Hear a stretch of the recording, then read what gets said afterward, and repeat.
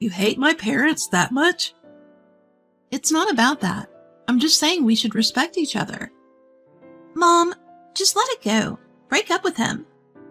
This is the story of how I ended 21 years of life with my selfish and domineering husband, Spencer. My name is Rosalie. I'm a 45-year-old part-time housewife. I live with Spencer, who's the same age as me. Our daughter, Kelly, is 21. She's currently an apprentice hairstylist in New York. Spencer is a corporate guy, but he's had a good income since he was young, so we've never struggled financially. Because of that, I never complained about his many hobbies, like golf and skiing, filling up our garage. But Spencer never shared those hobbies with Kelly and me. Even after Kelly was born, he was rarely home on weekends. We never even ate together during the weekdays. He hardly attended any of Kelly's school events. He'd show up at sports day, but you could tell he didn't want to be there. And he was always yelling. If things didn't go his way, he'd raise his voice. He hated being criticized.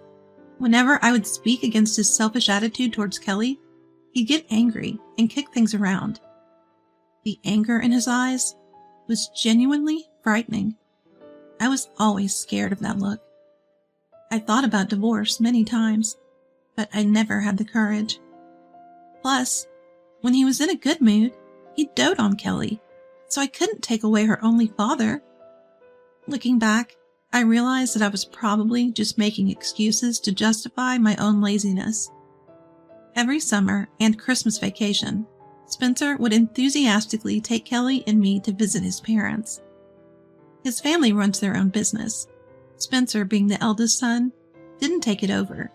Instead, my brother-in-law and his wife run the business and live with my in-laws. Despite choosing the corporate path, Spencer seems to have a complex about my brother-in-law. In front of him, Spencer always brags about how great he is. But his family doesn't really care about Spencer's bragging. They just let it go in one ear and out the other. While I sat doing nothing, it was hard dealing with Spencer, who not only made me do all the chores at his parents' house, but also mocked me openly. Yet his family suddenly looked out for me. When we left, they would always say, "Thanks for coming." So despite Spencer's attitude, I didn't really dislike his family. In fact, I often wondered why Spencer was the way he was, given that his family was so great. My mom raised me on her own after my dad passed away when I was in the 8th grade. She was a part-time nurse's aide back then, but studied hard to become a registered nurse. She worked tirelessly to support me through vocational school. Thanks to her, I landed a job in caregiving. I deeply respect my mom for it. I live alone now, and my aunt, who is my mom's sister, lives nearby. I wanted to visit my family home too because I still worry about Mom. But Spencer, who would gladly spend days at his own home, always made sure our visits to my place were brief, just a couple of hours. And he'd grumble under his breath the whole 3-hour car ride. Spencer was all smiles in front of my mom, though, trying to look like a good person. Fed up with his behavior. "Let's spend our summer vacation visiting our own families separately," I suggested. But Spencer absolutely wouldn't have it. Tired of dealing with Spencer's short fuse, I started visiting my mom with Kelly when he wasn't around. Once Kelly passed her cosmetology exams and landed a job in New York, life with Spencer became even more unbearable for me. He suddenly became intrusive, focusing on our home life only after Kelly moved out. Even if I came home slightly late, he would yell at me. But he never stopped going out to play, even while he kept me tightly bound and continually berated me. On weekends when Spencer wasn't home, I actually felt relieved. Occasionally, when he returned home early and found out I hadn't prepared dinner, he would rage. "Couples should have their meals together. That's just common sense." I was stunned by his contradictions. Kelly has flown the nest. Even with my qualifications, I could make things work if I put my mind to it. maybe it's time to seriously consider what lies ahead. Just as I began pondering this, my aunt called me early in the morning. She said she urgently needed to talk, so I immediately felt it was about Mom. After sending Spencer off to work, I headed straight for my parents' house. When I got there, both Mom and my aunt were present. Mom, who I hadn't seen in a while, looked a bit thinner. "What's going on?" Instead of Mom, my aunt spoke up. "Well, you see." Hearing my aunt's words, my mind went blank. "Mom has cancer and was given a year to live." I couldn't comprehend what my aunt was saying. As my mind swirled, Mom reassured me. "Don't worry. I've seen many people recover from this illness in my line of work. The survival rate is high," she said cheerfully with a smile. "Oh, you," my concerned yet frustrated aunt said. "Amelia is exaggerating." Mom playfully slapped her on the back, laughing. I was speechless, seeing Mom trying to keep the mood light. Then Mom reassured me. "Don't worry, we're fully insured, you know." Her words were full of conviction. When I looked into my mom's eyes, memories flooded back of how she'd supported me bravely without a word of complaint. Even after Dad passed away, tears began to flow uncontrollably. "Hey, I'm not dead yet, you know." Mom tried to turn it into a joke, but I could see she was also holding back tears. My aunt was doing her best to keep it together, too. From that point on, my thoughts were consumed by Mom. I deeply regretted secretly meeting someone else behind Spencer's back. Is there anything I can do for Mom, who has worked so hard for me? Then, I remembered something Mom once said. "I'd love to spend time leisurely watching the ocean." That's it. I'll gift Mom a vacation. While she still has the energy, I'll make Mom's wish come true. Feeling determined, I first contacted our daughter Kelly and informed her about Mom's condition. I also told her I was considering a divorce, depending on Spencer's reaction. Kelly said she'd come home on her day off tomorrow. The next day, Kelly and I waited for Spencer to return. Spencer arrived home late, but was delighted to see Kelly, who had unexpectedly come to visit. I told Spencer about Mom, and said that for possibly her last long vacation, I wanted to travel with her instead of going to his parents' house. Spencer was furious. "You can't be serious. We're going to my parents' house. That's the priority here, because I'm the husband." But this time, I couldn't give in. "Like you care about Grace. I care about my mom, too. What's wrong with that?" "Do you hate my parents that much?" "That's not the point. I'm talking about mutual respect." Even though this was about Mom's health, Spencer showed no understanding. Tears filled my eyes from anger and sadness. Then Kelly spoke up. "Mom, just let it go. Divorce him," she said calmly. Her words enraged Spencer. You think you can make a fool out of me? Who do you think puts food on the table?" he yelled. But Kelly was unshaken. Then, "Dad, do you realize what you're doing is bullying? You always put your fun first and never cared about Mom or me. When I hit my teens, suddenly you became all overprotective, shouting at me daily and calling me an ungrateful daughter who doesn't value her father. You don't care about Mom or me. You're just a kid who wants to be pampered," she stated. Kelly's words opened my eyes more than my own thoughts ever had. "See, this is what happens when you let a kid live alone. I don't care about your family. If you don't want to go to my parents' house, let's get a divorce." Spencer was trembling with rage. I looked into his eyes. My resolve hardened. "Fine, let's get divorced," I said, ignoring his shouts. I packed our bags, took Kelly with me, and left the house. After that, I went back to my parents' home and immediately started preparing for divorce, sending the divorce papers through a lawyer. Spencer had thought I would break down and apologize, But upon seeing the divorce papers, he signed them in a fit of anger, and just like that, our divorce was finalized. His family apologized many times, but Spencer's last words were, "You'll regret this." I exchanged glances with my in-laws, baffled by the situation. Mom looked sorry, thinking it was her fault that the divorce happened. We assured her multiple times that it wasn't true. We chose our vacation destination based on where Mom wanted to go. "You'll worry without a younger person around." Kelly, an apprentice hairstylist, arranged to come with us, securing understanding from her workplace. Mom truly enjoyed herself during the trip.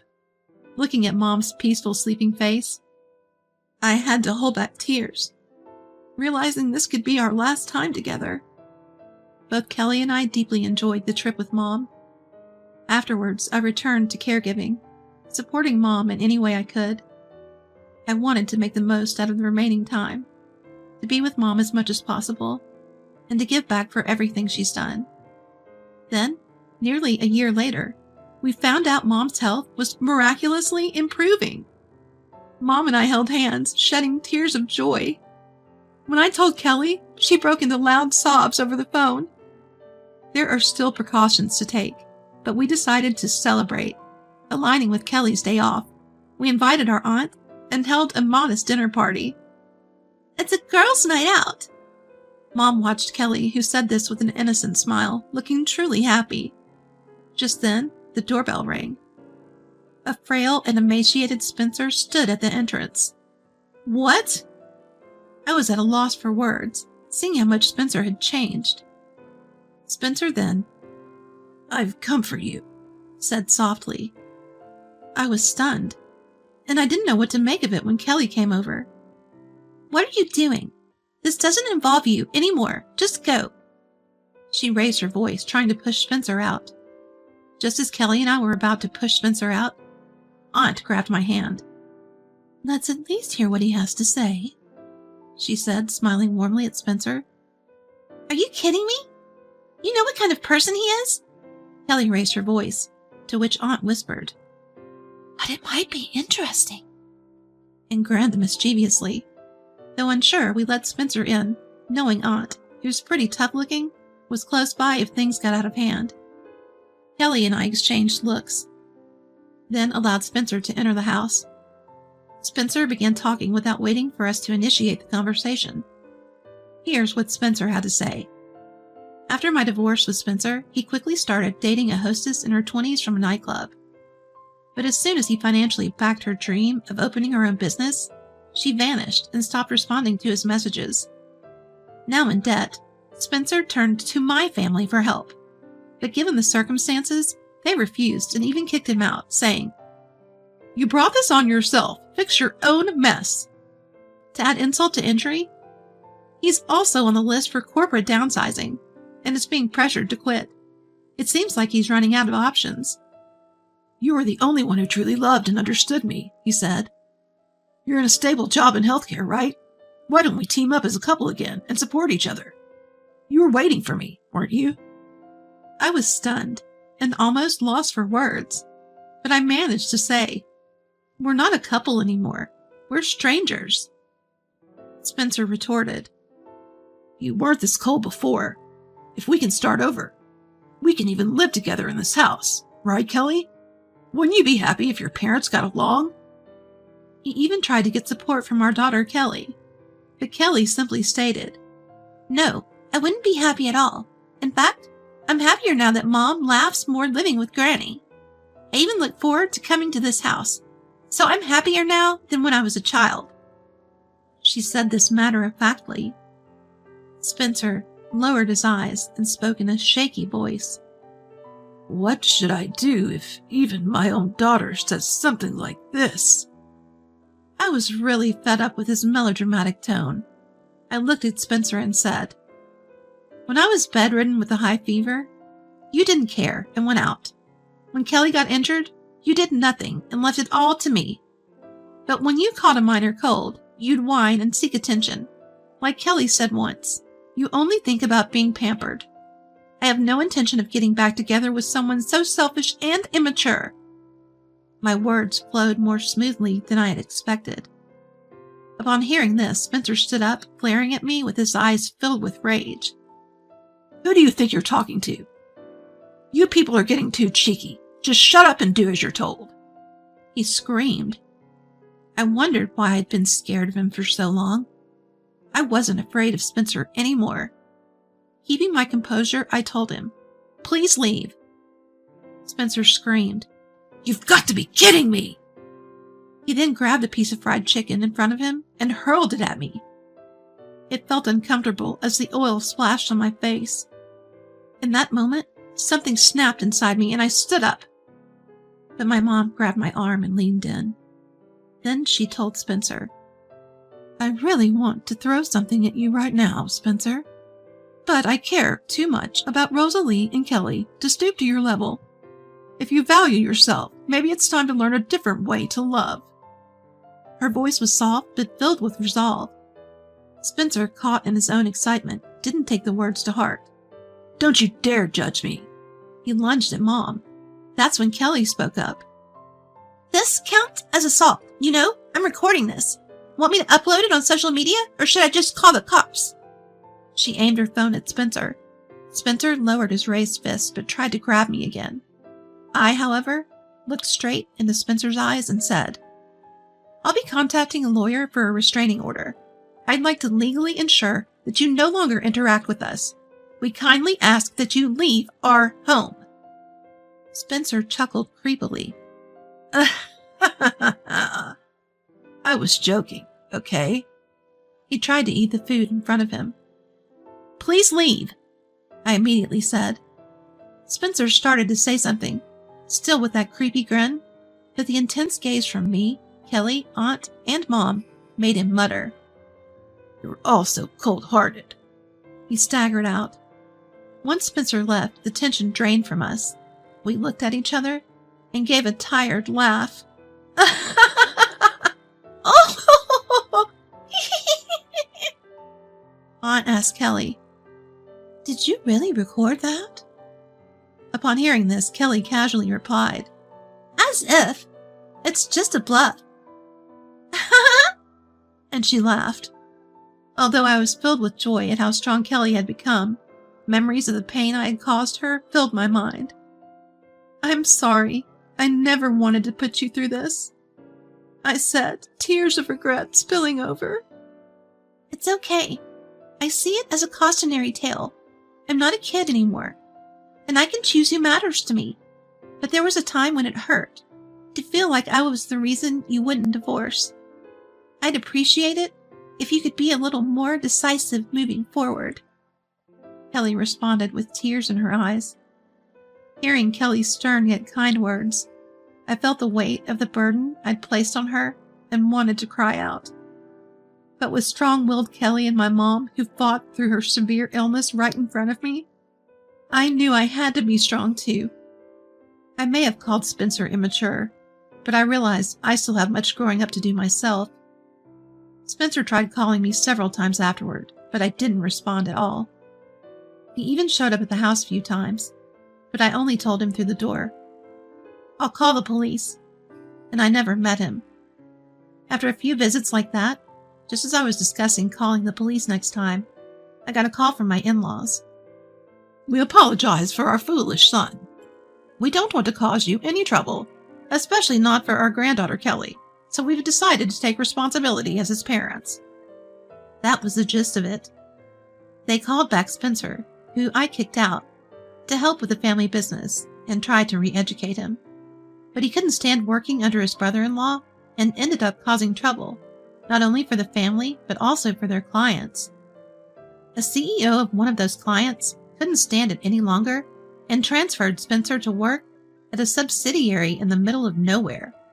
It was a strict environment with no entertainment around, and Spencer now seems to be working in what's basically isolation. For someone like Spencer who loves fun, this might be the ultimate penalty. Facing my mom's situation gave me the chance to confront myself and learn to be strong without blaming others. While I do think Spencer got what he deserved, I can't help but be thankful for the strong, compassionate woman Kelly has become. Rather than harboring resentment, my greater wish now is for Spencer to gain emotional independence. I hope he's living his life somewhere I don't know about.